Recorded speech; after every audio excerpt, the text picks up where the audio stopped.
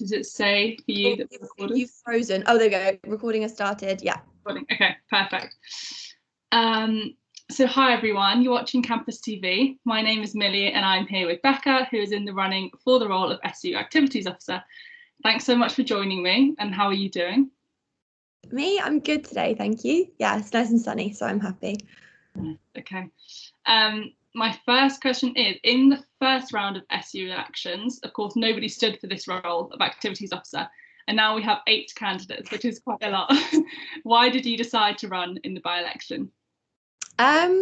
Okay, so I think the reason I didn't run in the first election was just an overwhelming amount of work. So I'm in final year, as I think a lot of us are, and I was just so overwhelmed, January exams, just getting everything done, that it just didn't really occur to me.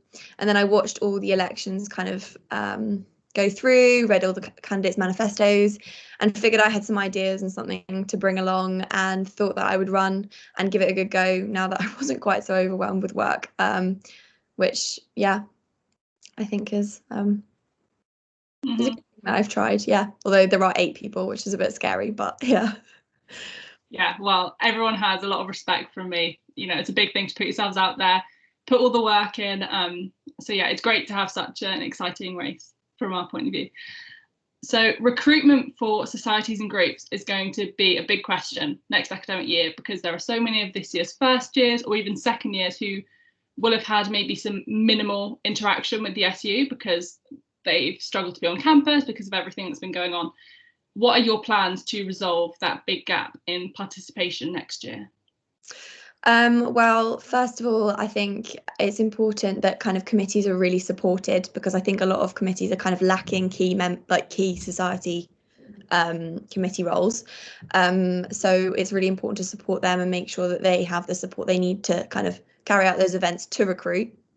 I think obviously Freshers Week, parade, a societies fair, that sort of thing, and then targeting that at second years and final years, just being less of a freshers event and more of a society-wide.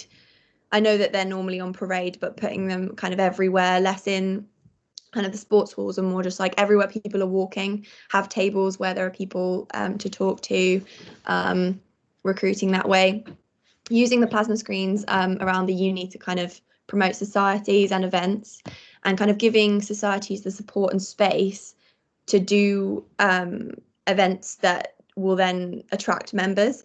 So if you give, I don't know, a society kind of the main sports hall for an hour, they can do something there that people will be kind of involved in. Just the space and the support to be able to organise big events, and also less a Freshers Week focus as well, and more like refreshers as well, just generally throughout the year. And also the SU website page, I think.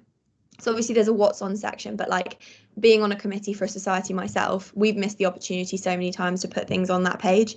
And I think really getting societies to put all of their events on there and communicating with them and offering the chance regularly for them to do that, kind of get their events more widely known, so that people know that it's there and they can go join in with things, basically.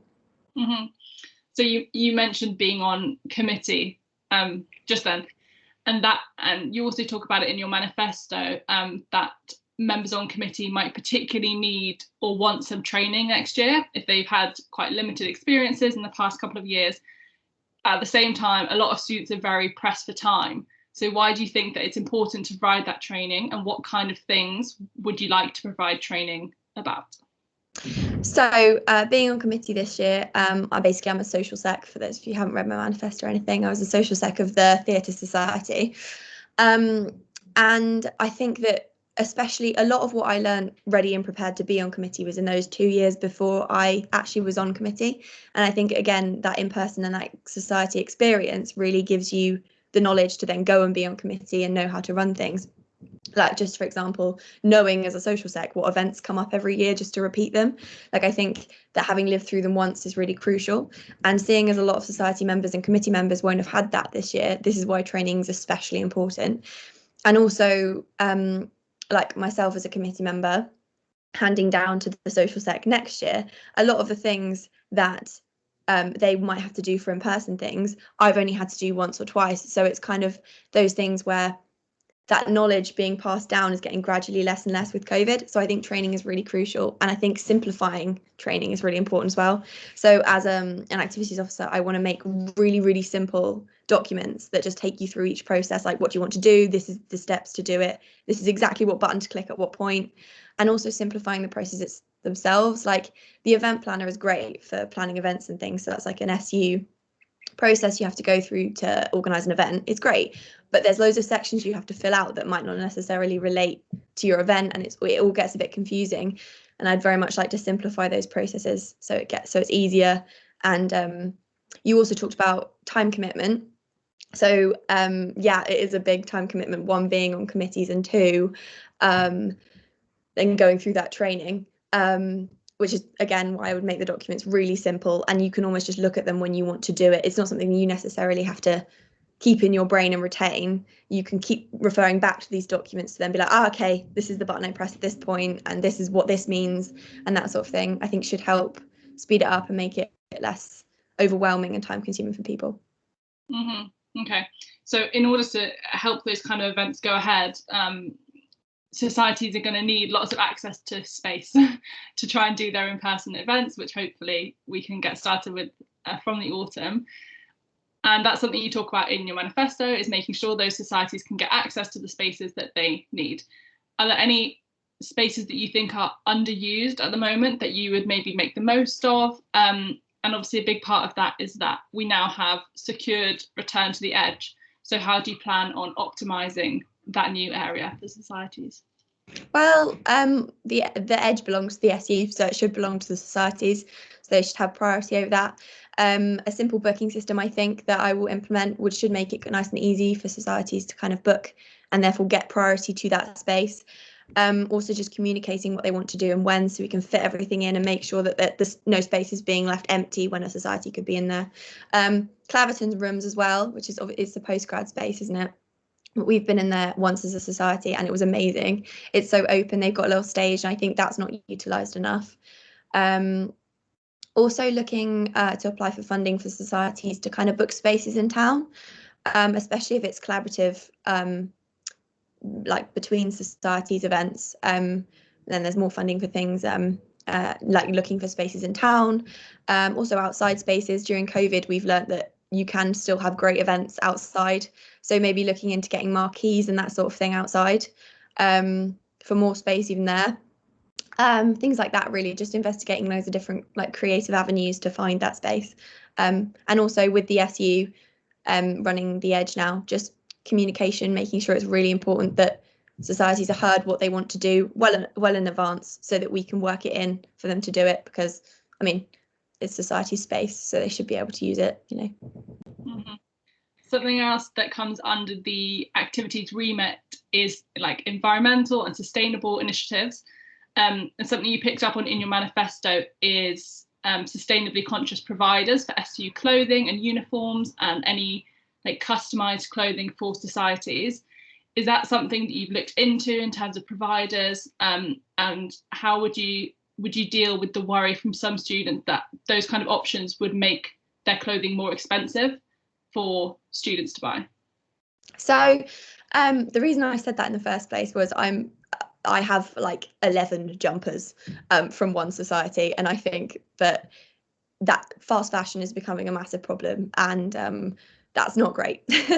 And especially as the website that I looked into the website that we get it from, and they do have like a sustainability and ethics section, but it's not great, and it's not like organic cotton or anything. And I think it's really important to do. And I think as the SU, as such a big organisation, approaching sustainable companies and saying, okay, we know that your products might be slightly more expensive because of that sustainability or element to them, that environmental element, because they good quality products like that are often more expensive. Yeah, you're right. Hopefully, as a big organisation, we should be able to make some sort of deal with them to lower the price for students, and therefore use that as kind of a advertising point.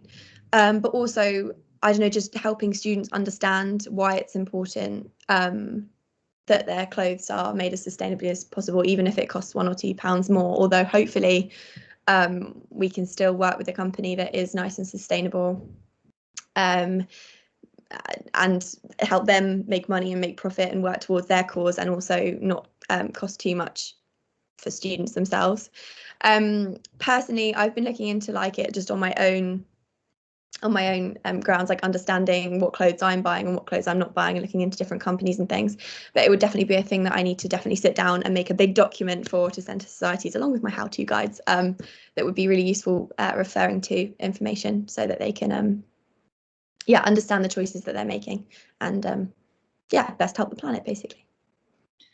Another thing that you mentioned is making sure that all relevant jobs are like advertised and offered to students, and advertised in prominent locations on campus. This is obviously a challenging area at the moment because a lot of employers, both inside and outside the university, have had to cut their workforce in the last couple of years.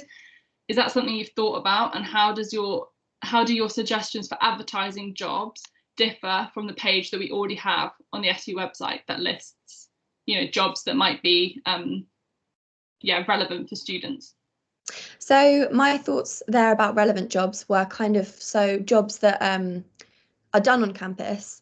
Like, I don't know how students would feel about doing this, but I was thinking, like, myself as a student and like people I've talked to, like the first year accommodation at cleaners and things, like that's not advertised very widely to students. I think that that's more of a kind of external job, and I was thinking that could be something that students could very much do, things like that are jobs on campus that aren't offered to students. Was kind of what I meant by all like relevant jobs. Obviously some jobs can't be done by students and some are too time consuming, but jobs that can be should be offered to students because it's our campus and we should be offered all the opportunities on it. In terms of advertising differently to on the SU page already, I was thinking making use of like the plasma screens again, boards around campus, especially like in the library, those boards on the walls, so that when people are working, they're still thinking about like alternative routes and funding and things. And then also talks throughout the semester to kind of advertise them, emails every so often, like with like put a job section at the end of kind of any updates, email, that sort of thing, just to get students thinking about it, because it can be really overwhelming to think about your course and finding jobs that work around your uni schedule, because I have a job at the moment that does not work around my uni schedule and it's very confusing. So yeah, that's basically how I'd go about doing that. Mm-hmm. And I guess it possibly links into the previous question. Something else on your manifesto is that you'd like to advertise to students opportunities to get involved in the local community more in town. Could you explain a little bit more what you mean by it and what kind of projects maybe you'd be thinking of? So basically we get involved in, so where this like thought originated from is, as students we get involved with like Bath Fringe. And that is such a lovely experience, like to have been involved with the Bath community, because like especially performing at the Mission in town as part of Bath Fringe, so many locals come to see you and it's just such a nice experience, like to link uni to the like local area, like you're living here for 3 or 4 years, like get involved with it sort of thing. So obviously like performance opportunities, but also like collaboration efforts, like especially with certain charities, maybe things like that, or just local events that are going on, like have a big Uni of Bath, like I don't know, Bath half section, like it's just just making Bath events a bigger thing, as well, like advertising it kind of to students on like the normal channels, but also just have like a Bath City kind of section as well. Really not explain that very well. No. Hope you understand kind of what I mean. Yeah. So I guess maybe my last 3 questions are possibly a bit more quickfire. We'll see. Something we already talked about is the environment and sustainability, which is a big part of the activities remit and something a lot of students are really motivated about. What one thing do you think that SU most urgently needs to improve in terms of sustainability, and what would you do about it? Most urgently needs to improve. I want to say waste. I feel like I'm going back to that fast fashion, but so much is produced for the SU. Like everyone received a SU like sports top, and I just feel like people don't, like, some people wear them, but that's just so much that's being overproduced from the SU, and so much merchandise is produced from the SU and it's not done sustainably. Like, and I think that's something that we can quite easily change. Like there are obviously looking to reduce the uni's carbon footprint and that sort of thing. That's very urgent as well, but it would take longer. And I feel like just sorting out the merchandise issue, sorting out how much waste we produce, how much new products we produce that aren't necessarily necessary, is quite something that we should sort out, that we can do quickly. Yeah. Cool.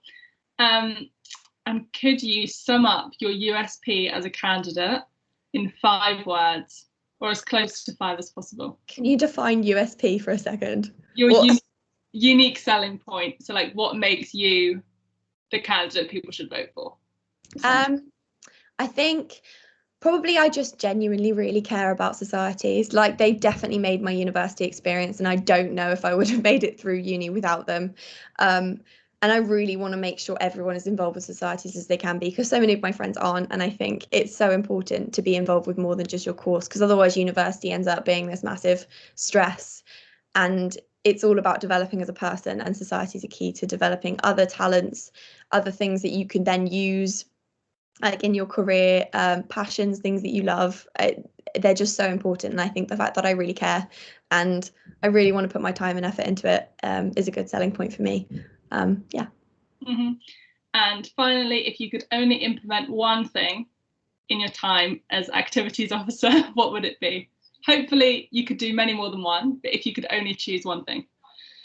If I could only choose one thing, I think it would just be helping societies understand what it is they have, making things simple, because if you make things really, really simple for societies, they know what they have to do. Things work out a lot smoother. There's so much more motivation to do things if it's easier to do them. People get so much back from them. You get so much more back if things are just simple and easy to do and people enjoy doing them. So I think, yeah, I'd make things simpler and easier. And then people feel more supported. They don't feel like they're being fought. Like, everything they're trying to do, they don't feel like they're being fought back on it. And it keeps the motivation and passion going. So yeah, that's what, yeah. Awesome. Thank you so much for chatting. Thank you. That was great. Thank you.